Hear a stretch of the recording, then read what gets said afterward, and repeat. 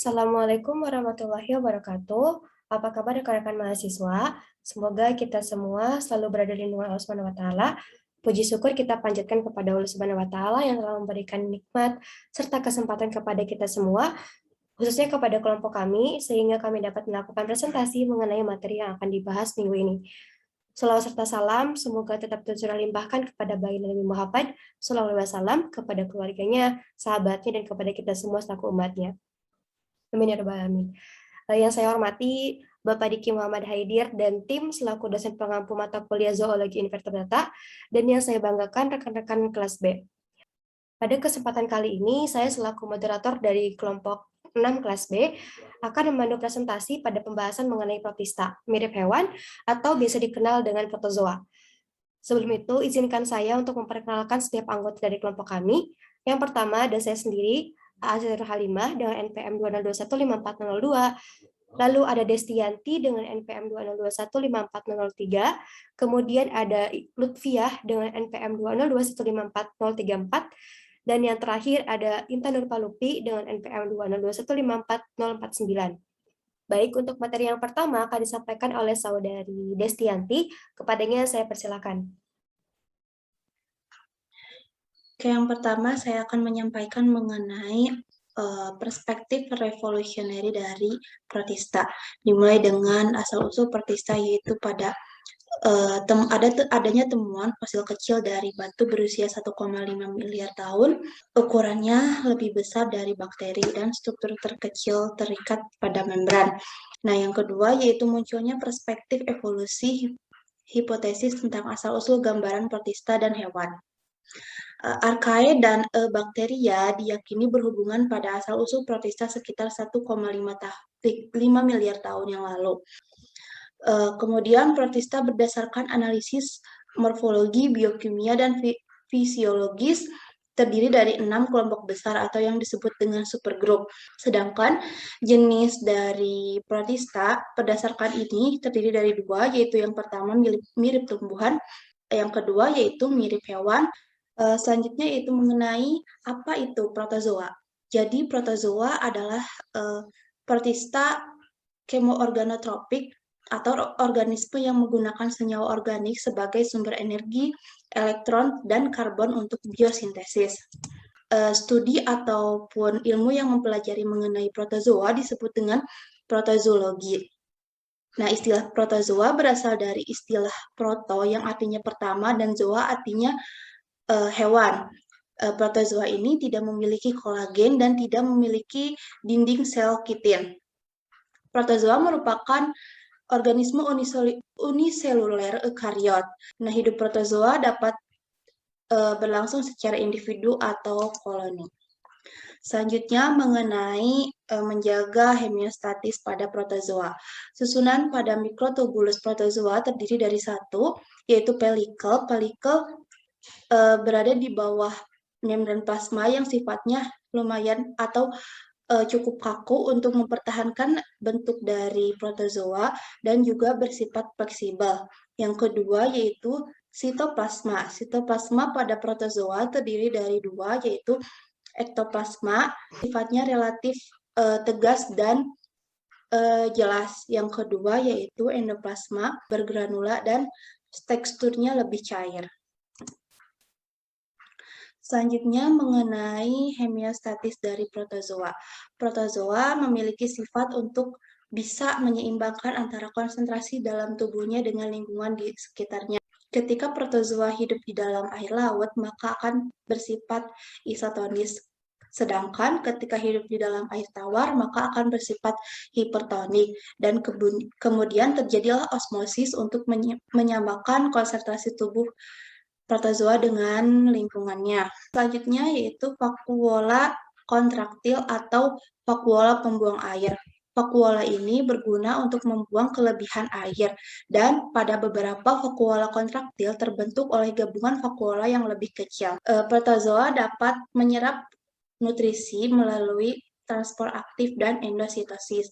Pada endositosis terjadi ketika nutrisi masuk ke dalam bagian yang menyerupai mulut dari protozoa yang disebut dengan sitoparing dan kemudian melalui vakuola makanan, dan vakuola makanan tersebut bergabung dengan enzim yang mengandung sitoplasma.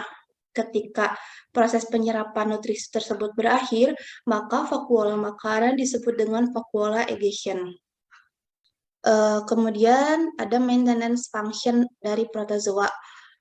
Karena ukuran protozoa yang kecil sehingga memiliki perbandingan antara luas permukaan dengan volumenya besar dan memungkinkan untuk terjadinya dua maintenance function, yaitu yang pertama pertukaran oksigen sebagai bahan dalam respirasi sel dan karbon dioksida sebagai sisanya.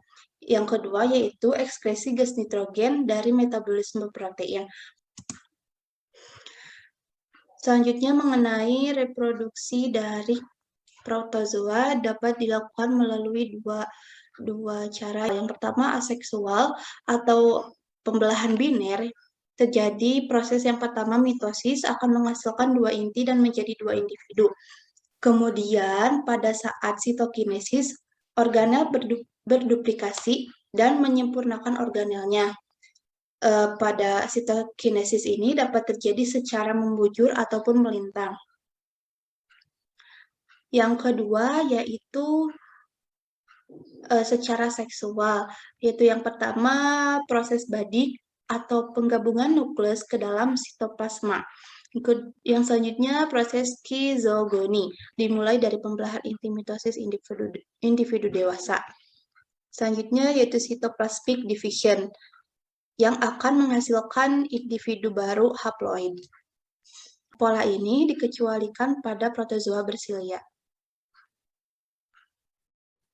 Terima kasih kepada Saudari Destianti atas pemaparan materinya. Untuk materi selanjutnya akan dibahas oleh Saudari Intan Nurpalupi. Kepadanya saya persilakan. Symbiotic lifestyle.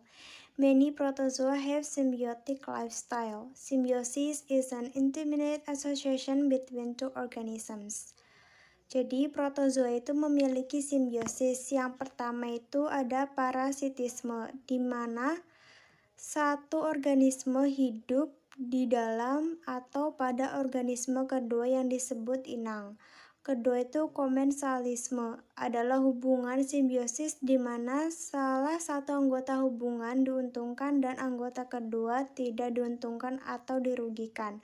Ketiga, mutualisme. Mutualisme adalah hubungan simbiosis yang menguntungkan kedua spesies.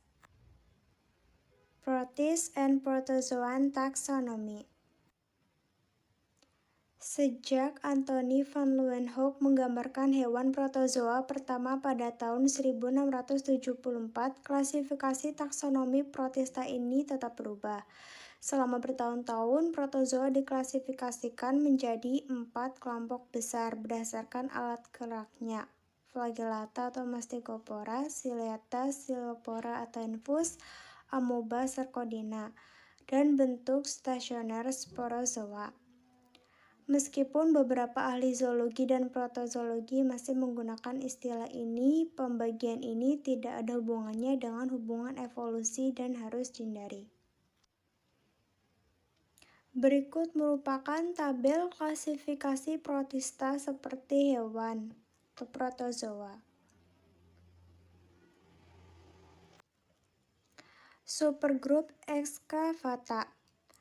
Supergrup Excavata termasuk beberapa eukariota tertua. Sebagian besar memiliki sitosom yang dicirikan oleh alur pengumpanan suspensi dengan flagel yang diarahkan ke posterior yang digunakan untuk menghasilkan arus pengumpanan. Anggota dari Excavata itu ada Fornisata, yang kedua Parabasalia, yang ketiga Euglenozoa. Fornisata. Anggota dari Fornisata memiliki flagella, alur makan, dan tidak berinti. Mereka telah memodifikasi mitokondria yang disebut mitosom. Yang kedua yaitu Parabasalia. Parabasalia, anggota dari Parabasalia berflagel. Pada kenyataannya mereka mungkin memiliki ribuan flagel dan endosimbion hewan. Mereka memiliki tubuh parabasal badan Golgi yang terletak di dekat kinetosom dan serat parabasal lurik yang menghubungkan Golgi ke flagella. Yang ketiga yaitu Euglenozoa. Anggota dari Euglenozoa keduanya yang pertama protozoa fitoflagel, fotosintesis yang memiliki klorofil dan mungkin memperoleh kloroplas mereka melalui endosimbiosis.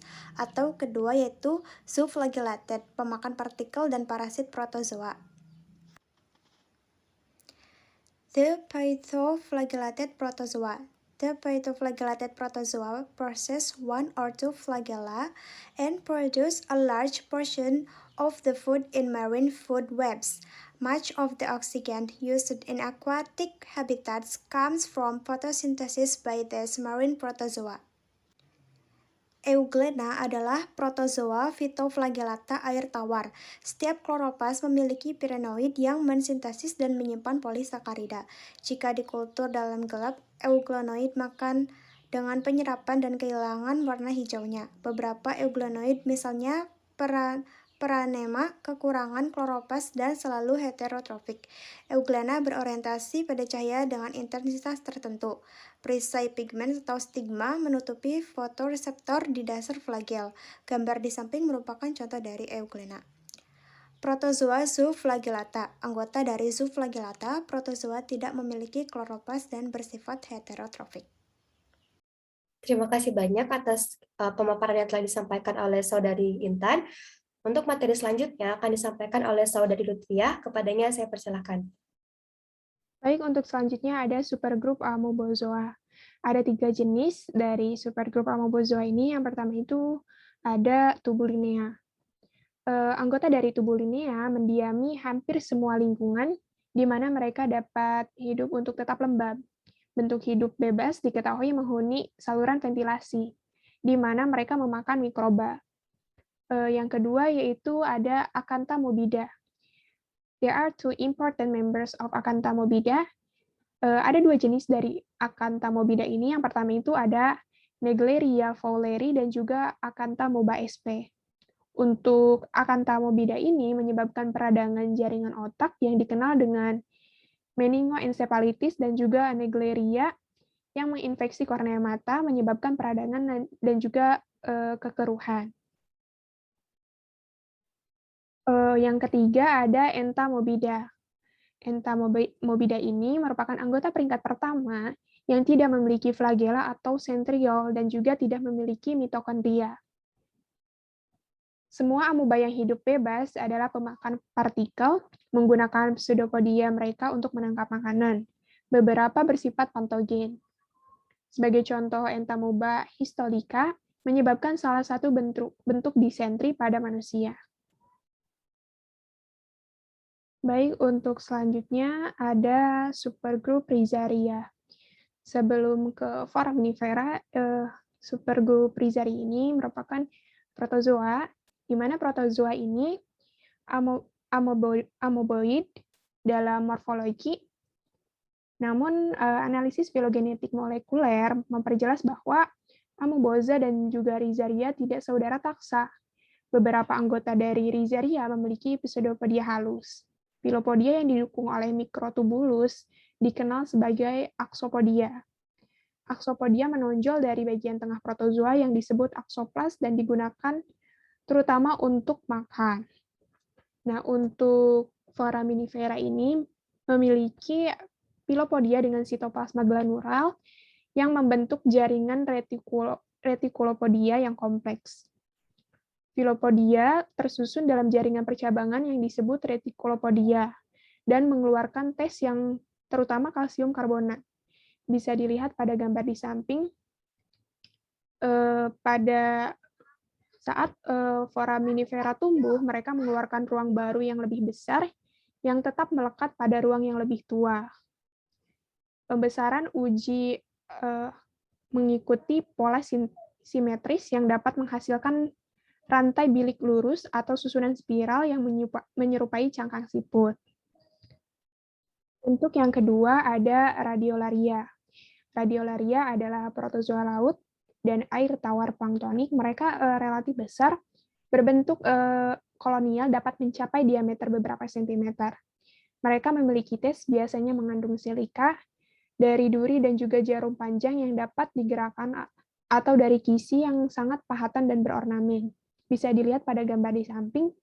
Ketika radiolaria mati, tes mereka akan melayang ke dasar laut. Ini diketahui bahwa beberapa fosil organisme eukariotik tertua yang diketahui adalah radiolaria. Untuk selanjutnya ada supergrup Chromalveolata. Chromalveolata adalah supergrup protozoa yang sangat beragam. Anggota dapat berupa autotrofik, mixotrofik, atau heterotrofik.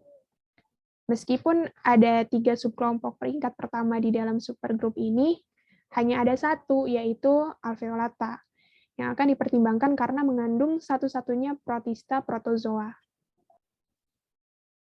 Adapun bagian dari supergrup Chromalveolata ini ada subgrup alveolata. Alveolata atau alveolates adalah subkelompok besar yang mencakup Dinoflagelata, Apicomplexa, dan juga Ciliopora atau afiliasi. Salah satu ciri umum adalah adanya fesies pipih yang disebut alveoli. Dinoflagelata adalah protozoa berflagel laut yang mengandung berbagai pigmen seperti klorofil. Mereka memiliki satu flagel yang membungkus protozoa dalam alur melintang yang disebut korset. Tindakan utama flagel ini menyebabkan protozoa berputar pada porosnya. Flagel kedua adalah flagel yang mendorong protozoa ke depan. Selain klorofil, banyak dinoflagelata mengandung pigmen xanthofil yang memberi warna coklat keemasan. Kadang-kadang dinoflagelata ini menjadi sangat banyak sehingga mewarnai air. Beberapa anggota seperti Gymnodinium memiliki perwakilan yang menghasilkan racun. Baik, untuk selanjutnya ada karakteristik dari Aplicomplexans. Seperti yang disebutkan sebelumnya, Aplicomplexans ini merupakan bagian dari subgrup alveolata, di mana Aplicomplexans ini memiliki karakteristik yang pertama itu ada apical complex for penetrating host cells, yaitu kompleks apikal untuk menembus sel inang. Kompleks apikal adalah cincin padat dan struktur seperti kerucut di ujung anterior organisme. Yang kedua ada single type of nucleus, yaitu jenis inti tunggal. Yang ketiga yaitu tidak ada silia dan flagella kecuali pada tahap reproduksi tertentu. Dan yang terakhir yaitu life cycles that typically include asexual, yaitu siklus hidup yang biasanya mencakup fase aseksual seperti skizogoni, sporogoni, dan juga seksual atau gametogoni. Hampir semua aplicomplexan adalah parasit hewan dan beberapa menyebabkan penyakit serius. Parasit ini menyebar melalui inangnya sebagai sel infeksi kecil yang disebut sporozoid. Apicomplexans dinamakan demikian karena salah satu ujung apex dari sporozoid mengandung kompleks organel khusus untuk menembus sel dan jaringan inang. Anggota tertentu seperti Cryptosporidium, Toxoplasma, Cyclospora, Babesia, dan Plasmodium menyebabkan berbagai penyakit pada hewan peliharaan dan juga manusia. Apicomplexan lainnya juga menyebabkan penyakit penting. Koksidiosis terutama merupakan penyakit unggas, seperti pada domba, sapi, dan juga kelinci. 2 generasi Isospora dan Eimeria merupakan parasit yang sangat penting pada unggas. Kerugian tahunan pada industri pertanian global diperkirakan mencapai ratusan juta dolar. Terima kasih kepada Saudari Lutfia atas pemaparan materinya. Selanjutnya, materi yang terakhir akan disampaikan oleh saya sendiri. Berikut adalah gambar mengenai siklus kehidupan dari Plasmodium. Bermula pada saat nyamuk itu menggigit manusia, saat dia berusaha mengambil darah manusia, dia juga berbarengan dengan menginjeksi sporozoid. Ini bentuk sporozoidnya. Nah, Kemudian setelah itu sporozoid akan memasuki yang namanya siklus eritrositik, di mana sporozoid akan menginvasi liver cell atau sel hati, kemudian dia akan bereplikasi secara aseksual, dan kemudian berubah menjadi skizon, dan skizon kemudian ruptur, dan akhirnya melepaskan merozoid ke peredaran darah manusia. Nah, merozoid ini kemudian menginfeksi eritrosit yang menandai awal siklus erythrocytic cycle. Kemudian merozoid berkembang menjadi tropozoid immature atau tropozoid yang belum dewasa, kemudian menjadi tropozoid mature, terakhir menjadi skizon, yang ketika ruptur dia akan kembali melepaskan merozoidnya dan menginfeksi eritrosit normal. Nah, sebagian dari trofozoid yang sifatnya parasit itu akan membentuk gamet, dan gamet ini akan menghasilkan 4 sel anakan, 2 sel jantan, dan 2 sel betina, yang kemudian sel gamet ini akan kembali masuk ke nyamuk pada saat nyamuk ini berusaha menggigit darah manusia. Setelah memasuki tubuh nyamuk, akan memasuki siklus porogonik yang diawali dengan mikrogametosit mempenetrasi mikrogametosit dan menghasilkan zigot, yang kemudian zigot ini berubah menjadi ookinet dan menginvasi dinding saluran pencernaan atau usus daripada nyamuk dan berkembang menjadi oosit. Kemudian oosit akan ruptur dan melepaskan sporozoid yang akan memasuki kelenjar ludah nyamuk, yang kemudian ini juga akan disebarkan kembali ke manusia saat nyamuk ini berusaha menggigit manusia. Selanjutnya kita akan membahas mengenai ciliata atau ciliapora. Nah, ini termasuk ke dalam kategori protozoa kompleks, di mana ciliata tersebar di lingkungan air tawar dan juga air laut, dan beberapa ciliata hidup secara simbiotik. Adapun karakteristik dari ciliata diantaranya, yang pertama, cilia atau rambut getar itu sebagai alat gerak dari protozoa jenis ini yang berfungsi untuk mencari makan di lingkungan arus air. Cilia sejatinya itu mirip seperti flagella. Sementara cilia itu bulu-bulu yang lebih pendek dan jumlahnya banyak sehingga menutupi hampir seluruh permukaan dari protozoa jenis ini. Nah, ciri yang kedua, pelikelnya itu relatif kaku dan juga bentuknya tidak berubah. Dan yang ketiga, struktur dari sitostom atau mulutnya ini berbeda-beda. Dan yang keempat, protozoa jenis ciliata ini memiliki 2 inti, di mana inti yang besar bernama makronukleus dan inti yang kecil bernama mikronukleus. Makronukleus poliploid yang besar ini mengatur aktivitas metabolisme harian, dan mikronukleus mengatur cadangan genetik sel.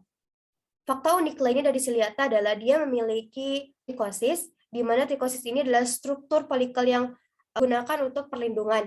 Mereka adalah organel berbentuk batang dan oval yang berorientasi tegak lurus terhadap membran plasma. Nah, jenis-jenis dari ciliata. Pertama ada paramecium. Jenis ciliata yang satu ini di bagian ujung depannya itu tumpul, serta bagian belakangnya itu meruncing sehingga tampak berbentuk seperti sendal gitu. Nah, yang kedua, verticella. Verticella ini ciliata yang memiliki bentuk mirip seperti lonceng dan bertangkai lurus ataupun juga spiral. Hidupnya berada di air tawar, menempel di tangkai batang. Makanannya adalah bakteri ataupun juga sisa-sisa dari bahan organik yang masuk dengan bersamaan melalui celah mulutnya. Yang ketiga ada Didinium. Ini ciliata yang satu ini merupakan predator pada ekosistem perairan yang merupakan pemangsa dari paramecium. Dan yang keempat ada Stentor. Jenis ciliata ini mempunyai bentuk seperti trompet serta juga menetap di air tawar yang bergenang ataupun mengalir. Makanan dari hewan ini ialah ciliata yang punya ukuran yang lebih kecil. Yang kelima ada Balanditium coli. Jenis ciliata ini yang paling besar dan juga merupakan satu-satunya golongan ciliata yang menjadi patogen manusia dan dapat menimbulkan balantidiasis ataupun ciliata dysentery. Dan juga ciliata ini biasa ditemui pada daerah tropis ataupun subtropis. Reproduksi dari ciliata. Ciliata melakukan reproduksi dengan 2 cara. Yang pertama, seksual itu dengan pembelahan biner ataupun transfer binari. Pembelahan biner dari senjata ini dapat diamati pada salah satu sel membelah menjadi 2, setelah itu menjadi 4, kemudian 8, dan seterusnya. Pembelahan tersebut diawali dengan mikronukleus yang membelah, serta kemudian diikuti oleh pembelahan makronukleus. Kemudian dari hal tersebut akan membentuk 2 sel anak setelah terjadi pergantian membran plasma. Cara yang kedua yaitu seksual dengan melakukan konjugasi. Selama konjugasi, konjugat bertukar materi genetik yang terkandung dalam mikronukleus dan makronukleus dari individu yang terpisah. Kemudian bergabung. Setelah konjugat memisahkan diri, mikronukleus berkembang biak dan mengatur kembali untuk membentuk karakteristik dari spesies dan pembelahan sel terjadi. Di setiap 1 kali konjugasi menghasilkan 8 protista baru. Baik, itu merupakan materi terakhir dari kelompok kami. Sekian yang dapat kelompok kami sampaikan. Kurang lebihnya mohon dimaafkan. Untuk pertanyaan dari rekan-rekan, silakan utarakan pada saat forum dibuka nanti. Terima kasih. Wassalamualaikum warahmatullahi wabarakatuh.